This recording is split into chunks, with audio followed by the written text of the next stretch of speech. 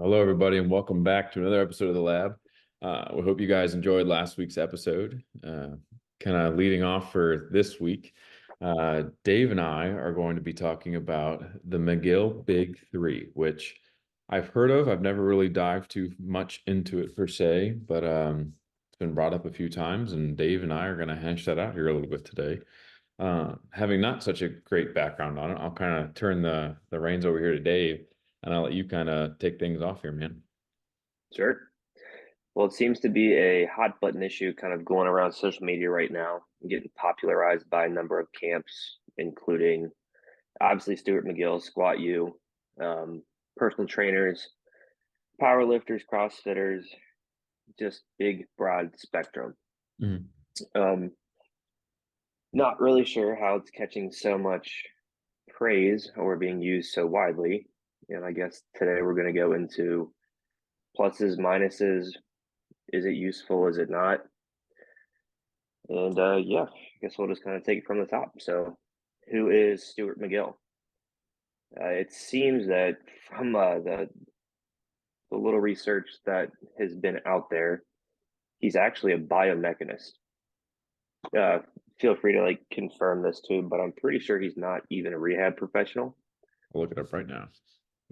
Yeah, so his doctorate comes from biomechanics, and that's like my basic understanding of it. And he's kind of a self-proclaimed low back guru, as a majority of like his research and his study, and has developed a system known as the McGill Big Three that's been in practice for a number of years at this point. And recently, it's gotten very popular over the internet, used on like these bigger sites, and you'll even find across like your internet search that like a number of different practices, practitioners, and even athletes are recommending this as a one size fits all low back pain methodology. And I guess let's kind of go into what are the big three. So the first is the bird dog, and this one seems to be the most prescribed. Um, Basically, you're on all fours and alternating your arm and your leg, moving them both into like a flexion and extension, respectively. I guess the proposed mechanism on this is to hit the lumbar multifidi, especially if you are alternating sides. Hmm. The second would be your side plank, obviously activating, your obliques on the same side and possibly how you implement it, your glutes, glute med, glute min. And then the last is a curl up, which I assume is just a basic, press your back down, cueing to try to get like your rectus and your TA to fire. Hmm. So looking at it kind of superficially, it does a good job of hitting the quote unquote can as a whole, right? So like when you consider like Hmm. your abdomen, right? You're getting your back, you're getting your obliques, and you're getting the front with like your TA and your rectus. So that's kind of the first thing that immediately jumps out to me as a net positive. Hmm. I guess like some other positives we could kind of go into with this is it sounds pretty basic, and I don't really see much of those aggravating acute low back pain. So it's probably pretty good in that setting. Hmm.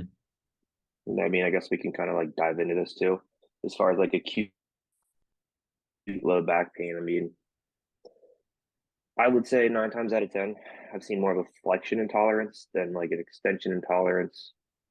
Much more of like your traditional person who's kind of afraid to bend over, pick things up off the ground, has had your deadlift injury, um, kind of gotten away from those things because it's been told to them that it's bad. Hmm. I mean, I would say like the base of it, this is kind of like what back pain truly is. Yeah. I don't know any pieces to add there. Um, I would say, I mean, definitely with the flexion intolerant. Um, just kind of piggybacking off of like what you were saying earlier about Super McGill. From what I could find, He's primarily a researcher. He's not necessarily a therapist. He's more of just a biomechanics researcher who does specialize in spinal mechanics. Um, I would say one of the things that you would see certain practitioners or maybe even like social media, like big social media names like Andrew Locke or Squat University have really popularized this. Um, but also I would, besides just, like you named those exercises and they are good exercises. They're low level entry, low irritation, high benefit core stabilization exercises. Um, but with the type of people that they're trying to market it or popularize it with, um, it doesn't match necessarily what they want to be able to get back to as a whole. So I think that's where, like, is this going to keep everyone's low back pain away for forever? Absolutely not.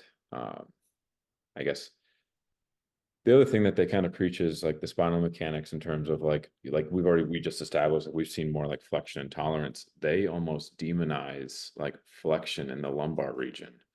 Yeah, deadlifting in general. Yeah, okay, like you're gonna sit here and tell me that if I even flex a little bit, I'm gonna cause or like elevate the risk of injury, let alone I'm not gonna be as effective in my deadlift. Whereas I've seen people lift 700 pounds repeatedly with a rounded spine and they're fine. Um, so it's like they demonize the spinal flexion to a degree that's like you're gonna need a lumbar fusion in the future if you continue to do this. And it's like, not necessarily. Um, they yeah, I feel like they put the fear of God into people with that quite a bit too. Um, Yeah, and this is like kind of where uh, bench and bedside probably completely divide here. yeah. So there's like some proposed models, I think, of like spinal flexion that show increased spinal compression as like you flex or sit. Hmm. And I think that their predictions are made off of this model. All right. Hmm. So if it has more force, you should avoid it, is kind of what they're preaching, which is kind of laughable and rudimentary advice at best. Yeah. But from a biomechanics perspective, they're correct. From an application perspective, it's very limited. Hmm. And, you hear the terms like fear mongering. And I Mm. think that's kind of what it's doing, especially the clips that we've seen from like that Peter Attia podcast, Yes. where he's discouraging people to get into spinal flexion under load. Hmm. And like, I would say, like, this is one of the first things that I am throwing people into Hmm. if you're fearful of it Hmm. for a number of reasons.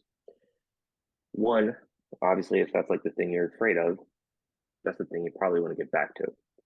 So Hmm. if you're not addressing it or trying to do some tolerance to it, you're doing them a disservice. Thank you. Yeah, I agree with that. We also have a ton of research that shows spinal erectors and lumbar multifidus get shut off during back pain because of avoidance and fear. And there's atrophy too after an injury.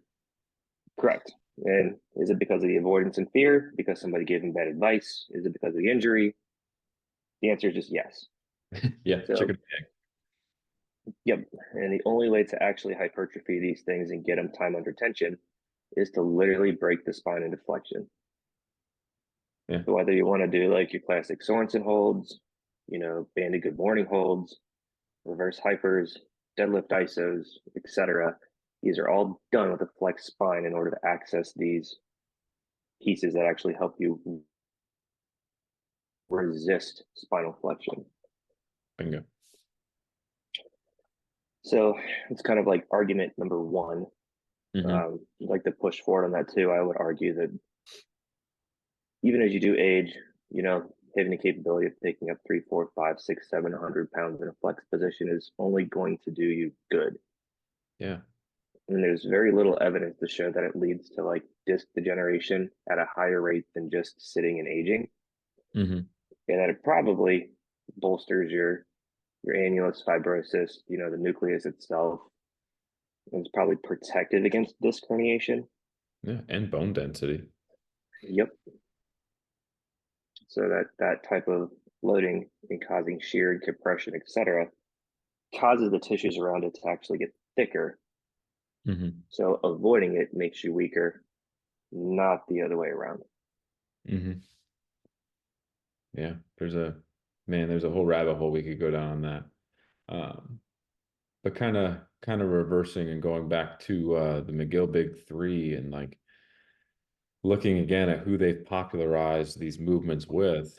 If you are going to be an athlete and you're going to be a heavy lifter, like a power lifter, and all you're doing for your lower back is the McGill Big Three, you're leaving so much potential left on the table for not just like core strengthening, lumbar, multifidi, spinal erector strengthening, but then also just resilience in those typical positions to even begin with. It's like if you never train in it, you're basically just creating a weakness to begin with.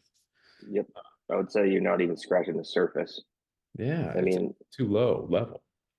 nobody who's ever had a true lumbar strain or injury has ever bird dogged their way out of pain.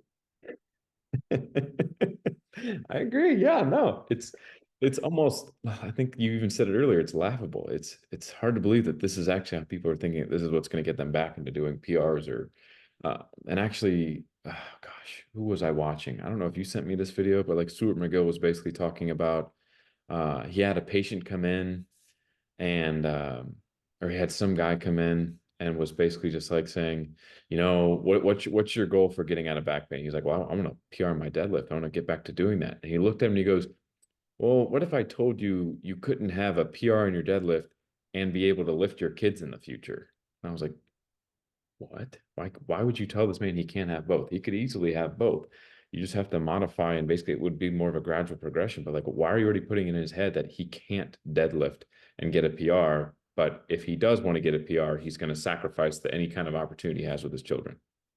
Yeah, this is they're not mutually exclusive. No, I was like, And I don't understand like how having a 500-pound deadlift doesn't help you lift your kids up. yeah, Yeah, I mean it's literally the direct action.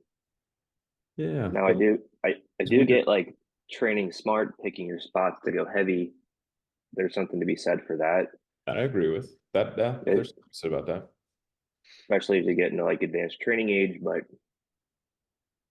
yeah, the broad spectrum, Hmm. yeah, it's kind of a fallacy. Yeah, it's like a No, self-fulfilling prophecy where like if I can't have both and I only have to choose one, well, I guess I'm just gonna, let it be what it is. It's just which is funny because I actually kind of classify those people that get that advice as having glass back syndrome.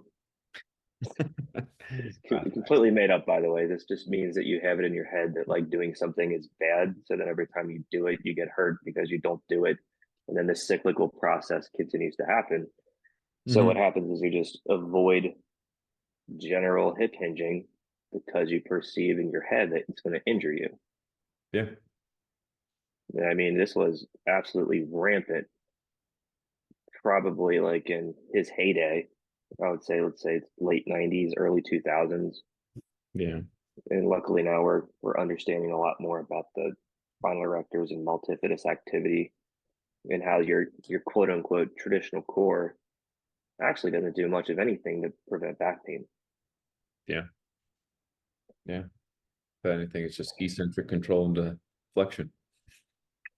Yeah, and I mean there's some obvious holes in this too. I mean, I talked about it like being a positive in that like you can kind of use it acutely. I do think it hits a fair amount of muscle mass. I do think it's very good for your higher ability patients, possibly. Yeah, Um, but there's complete neglect of some areas as well. I mean, you're not placing hardly any emphasis on glutes. Your nervous system load is minimal to none. yeah, Your QL is a huge swing and a miss there as well.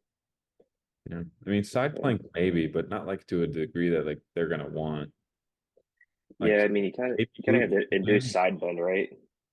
Yeah, I mean, side plank's going to be limited in how much you can actually like progress those, but uh, Minimal EMG activity there, unless you just have some really terrible mechanics or something. I could see.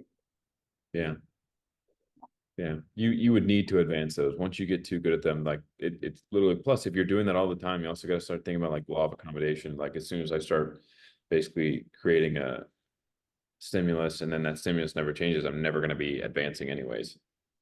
Yeah, and that's a really good point to touch on. I'm not sure exactly what his prescription is on this, Yeah. but let's just say you have a pocket of 15 minutes, right? Hmm. And say you really want to work on like your low back because you know you have a lower day. This is an ideal day to kind of work on some low back pain stuff at the beginning of like your workout. Do you think your 15 minutes is going to be better spent hitting reverse hypers, GHD back extensions, heavy good mornings, RDLs, or do you think that bird dogs are going to get you the desired result? So it's kind of like a time sink as well, Hmm. which is also like a big reason I don't prescribe stretching very often for people Hmm. unless they have that time. So I prefer loaded eccentrics more than anything. Yep, I But think heavy isometrics for some nervous system accommodation and eccentrics as soon as you can is probably what you want to do. yeah, yeah. If anything, I would say like, don't take everything at face value just because they have a huge social media following. Um, if anything, do your research, look into the methods a little bit more. I know there's like the McGill method and all those things that he preaches about the McGill Big Three. So look into it. Maybe if someone finds an exercise prescription that maybe they use for rep sets, maybe holds, send it to us. I'd be curious to read through it, just kind of see how are they tying, athletic or powerlifting performance and those three exercises as a whole. Because like we've already discussed, at length now, like there's just I find it very hard to go along with that. Yeah, to make meaningful, lasting change in Yeah. like at the soft tissue level, you have atrophy, you have fatty plaque infiltrate, your collagen fibers are minimal to none. And the only way to change that is to put stress through it consistently on a medium to long term basis. Hmm. None of these actually have the stimulus to do that. Hmm. Man, yeah, I'd be really, yeah, I don't know how that got so popular. Hmm. Not to mention, Yeah. if you think about it, if you bend over to go pick up your kids, you're going to put yourself in spinal flexion. And then all of a sudden, if you start avoiding that and also you do it that one time and you have that small little flare up, what's going through your brain? Like we're creating a defeatist mindset right out of the gate. Yep. And honestly, a model of dependence on your healthcare practitioner rather than empowerment, Yeah. Hmm. which I think we would both say we're Vietnamese like against that. Job done right, you shouldn't see that patient twice for the same injury. Hmm. So if you are going to the same person for the same thing for a number of years, inherently there should be red flags in your brain. Yeah, we're not addressing something. Yep. Hmm. Now I do definitely see some benefit here for like your 50, 60-year-old inactive person as a nice, easy, what can I do to proactively kind of get on top of it if you have to like backdoor them into deadlifting. Hmm. So like I'll be pretty transparent with my people up front, like, hey, you should really want to be able to do this. I don't think that this is acceptable to not be able to do this in your life, but let's get you to a point that you actually can pick things up off the ground. You know that it's not today, but if I can like downregulate your symptoms, get some buy-in, lessen that general pain, maybe these are a decent tool. Um, Yeah, to try there's to a be fair to possibility. the process. Yeah. I mean, they're low level. You can begin them. You don't need equipment. Uh, yeah, that's really work a lot on like trunk stability. I definitely think terminology use there is a kind of taboo when people are like, "Oh yeah, you have such a poor like someone comes in here for lower back pain and we're immediately going, we're gonna do TA braces and we're gonna do these movements and you by the way, because your back's not stable, we need to do core bracing." And it's like, No, and the gluteal amnesia. oh yeah, it just turned off. We need to turn it back on. It's like, Like as soon as you go putting that jargon out there, like at face value, and you're not explaining actually what you mean to the patient. Like, I'm sorry, but did you just stand up out of a chair? Guess what? Your glutes are working. Otherwise, you'd be Yep. sitting there and you wouldn't be able to stand up. Were you talking to me at the same time while breathing? Well, then guess what? Your core muscles are probably working because that's how you're going to take in breath. You're using your diaphragm, and guess what? You're sitting upright. Your core's going to come on. So yeah, you're moving your hands around. Yeah, your core's coming on. It's just yeah, I don't know.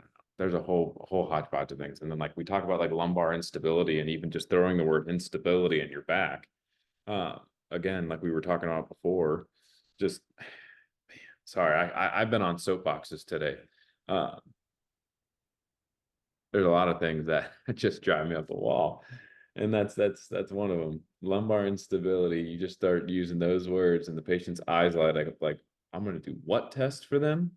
A lumbar instability test. Okay. Maybe we don't call it that. Maybe we call it what it is, and we're just checking to see how you go about using your posterior chain. How do you go about stabilizing that area? You know, Yep. instead of I guess saying kind of unstable. brings us to like a couple things is, jargon, absolutes, system methods, Hmm. all can kind of just be lumped together as far as like having a kind of the big three of red flags. Yeah.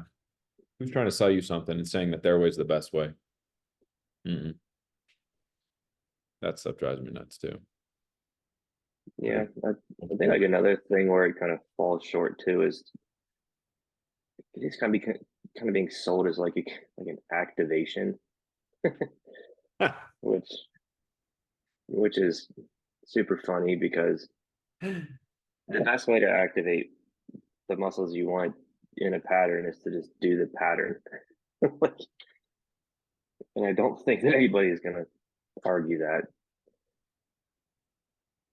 So it's like if you want your back to turn on, if you're going to do a deadlift, just take some more sets at like light weight. yeah, say.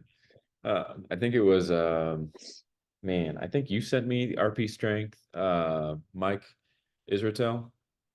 Um, yeah, gosh, he was critiquing somebody, and he was going about like the guy had like this giant slingshot band, and he was doing like hip abduction, and he goes, "Here's a thought: why don't we just grab the barbell and just do really light squats before heavy squats?" I was like, "Oh my God, it's so simple. It just might work." Yeah, it's like one of those trainer tweaks. I think like they Yes, always have like these guys on Men's Health, whether it be Tom Brady's guy or Hemworth's guy or whatever, and they always try to overcomplicate very basic principles, drives me and nuts. he just rips them to shreds. Yeah, I love that. Oh, man, it was hilarious because I'm sitting there and I'm like, oh my gosh, I think I love this guy. And I just went down a rabbit hole one night. And I think I watched like probably 5 or 6 different of his videos. And I was like, oh hell yes. He was just ripping apart TikTokers, ripping apart these like social media. He's like, there was one where it's like this kid's like, I did these for 3 sets of 35. And he goes, 3 sets of 35? The hell are you trying to do? Building endurance for your forearms and you just need strength to throw the ball? Like, okay, glad we give everybody a doctorate degree in physical therapy, a master's in strength and conditioning, and we put them on a social media account. Just because they have a social media account, they can tell everybody what to do. Cool. Glad everyone And has one. he does give people their flowers too when they're right. So, He does. I'll give him that too. He's good about that. There are some but things. he's definitely on the train of let's do evidence based practice, which is what we're seeking to do too. Yeah, exactly. Exactly. And we're not going to sit here and tell you that like our way is like the only way. We're going to sit here and tell you that there's multiple ways to approach this. It just depends on what's the best for the patient. Like that's what needs to be in your mind first is how can I help my patient? Number one, what is the best way to approach this? Because not everyone's so like Dave, you've hurt your back, I've hurt my back. Did we go about rehabbing the same way? Absolutely not. We went and approached this a completely different ways because we had different probably symptoms and irritation. It's like if we did the same thing, I guarantee you one of us was probably not going to have success. If we did the exact same thing the exact same way. Yep. And there's definitely like art versus science here too. So Yeah. you do have to like have your practice patterns, at least founded in some like good fundamental research, Hmm. but implementation, playing the patient, informing the patient, coaching the patient really matters. Yeah. That's why you use your eyes. You got to look and assess. Take your assessments, create a plan for that person. It's how it should be. Clinical decision making 101. Yeah, But they're explaining the good versus bad, kind of falsifying any like preconceived notions they have, or like nocebo effects, or whatever you want to call them. yeah. Like explaining why does matter. Hmm. Yeah. Putting And a I, reason. and I'm really not even sure that there's any like solid evidence to show that this does even help with any resolution of long-term low back pain. I'd have to look into more of the research on that. Yeah, I don't know about the McGill Big Three for like long-term symptom relief. Yeah, I mean, I could definitely see some like acute cases having some good outcomes, but the long term of these patients, I don't necessarily see how it's like bang for your buck. Yeah. There was a statistic about like some percent of lower back injuries heal without and like addressing it. Like Yeah, the pain fifty just go percent. away. Is that what it was? It was 50%? Yeah, if it's insidious. Bingo. Yeah, like that. So if there's not like a specific causation or positional problem, and Mhm. like you just have low back pain, 50% of them resolve spontaneously. Isn't that just nuts? Yeah. So those are probably the ones that work for McGill, by the way. We'll give him a few bones. You know, Yeah, everyone gets one. Uh, anything else you want to add on that, man? no, I think we did a pretty good job of hitting that on the hammer, and kind of saying what's good, what's bad, and just kind of giving a little bit of the debunk and why it doesn't necessarily work for everybody, especially higher functioning individuals that are seeking out Hmm. specific results. I agree. I say use your clinical decision making, your critical thinking about not taking everything at face value as a new clinician either. You know, use your thought process. No dogmatic absolutes. Get away from it. I'll give you one clinical pearl. If they feel uncomfortable bending forward, it's not their TA. Thank you. Thank you. Very good. All right, everybody. Well, hope you guys enjoyed today's episode. I know I did. I needed a little rant session. I won't lie. Uh, After this week, I definitely needed a rant session. So we hope you guys enjoyed tonight's episode. We will see you guys next time.